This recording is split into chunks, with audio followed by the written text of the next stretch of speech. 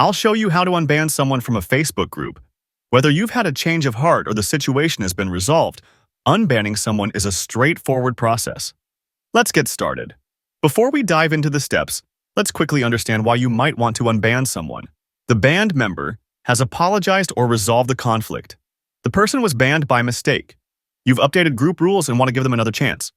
Whatever the reason, Facebook makes it easy to manage bans in your group. Open the Facebook app. Log into your account. Tap the menu icon, 3 horizontal lines, then select Groups and open the group you manage. Tap on Manage.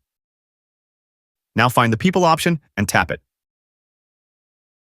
Here you will find banned members. Tap on the Status Select box. From the list, select Banned. You see the persons who have been banned. Tap the 3 dots menu from the right of the person who you want to unban. Tap Remove Ban. Now tap Unban Member. The member is now eligible to rejoin your group, and that's how you unban someone from a Facebook group. If you found this guide helpful, don't forget to like, subscribe, and hit the notification bell for more Facebook tips. Thanks for watching, and I'll see you in the next video.